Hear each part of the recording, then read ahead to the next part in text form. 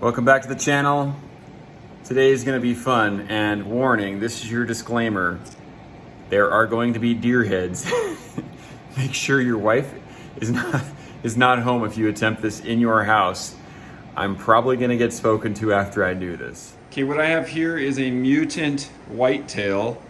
This guy came by on the first day of my hunt and I passed on an 8-point. And then on the second to last day, I was like, you know what? That doesn't seem right. It looks like he's trying to be a pronghorn. So decided to cull the herd with this one. And then I had a friend just recently ask me, hey man, how do you take the tongues out? Because I've been making tacos de lengua for quite a while now with my deer and elk tongues. And let me just tell you, it is amazing. Do not waste those tongues. So stay tuned, I'm gonna show you how to pull a tongue out. This can be done in the field.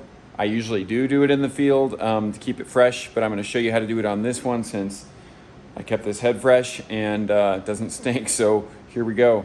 So the natural instinct would be like, try to pry that open and get into it. There's just no way that's gonna happen. They get like lockjaw when they rigor mortis, it's not going anywhere. So what you wanna try to do, usually easier to hold upside down and not, well actually that balances out pretty well. What you wanna do is come in from the bottom. We're gonna make some cuts here and here, and we're gonna pull the tongue out like this. I switched to a skinning knife. It just gives you so much more control. That's great once the animal's butchered, but it's just too much. It's very dangerous to work with a long blade like that. So this gives me some finger holds and control. And usually I actually come in from this direction. So I'm just gonna kind of get my skinning knife under there and work its way up. And don't give me a hard time, please, about how much neck is there. I shot it in the neck. It's intentional. It does ruin a little bit of the neck meat, but it saves a lot of other parts of the animal that would have otherwise got shot by a broadside. And you can thank Peter Mosby, H2O runner over at Hunt League, for that one. He taught me that. It's a great way to take an animal out instantly, like zero suffering, zero tracking, and minimal meat loss. So if you can see there, we got this kind of peeled out of the way. I'm not too worried about the fur because the tongue has a pretty thick membrane in there. And so we're just gonna stick my finger in there, feel where things are, right? Kind of cut the same on both sides. Just cutting that skin out of the way there. I guess fascia, connective tissue. There you can kind of see it starting to move. And just gonna keep working it. There. Clip the tongue. I'm kind of feeling it from the other side now. Push it through like this.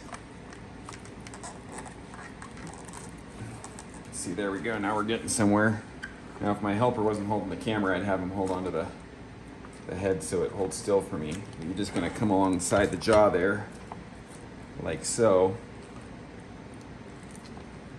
And you see, right, that's like the opening to the esophagus, so that's where I'm gonna cut it off. There's some bones in there you don't want anyway. And we just come on like that. And there, we have ourselves a deer tongue. Now, you might be like, hey, that's not much meat. I agree. With deer, I usually save at least 5 of these. I just freeze them, and when I get enough of them, I'll make a batch. An elk tongue by itself is a good meal for a family.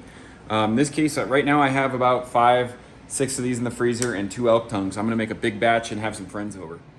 All right, if you guys liked that video and you wanna see how I make the tacos de lengua, please subscribe so I can keep you up to date. If you like this video, please share and like it with the like button below. Take care and have a great day. Happy holidays, guys.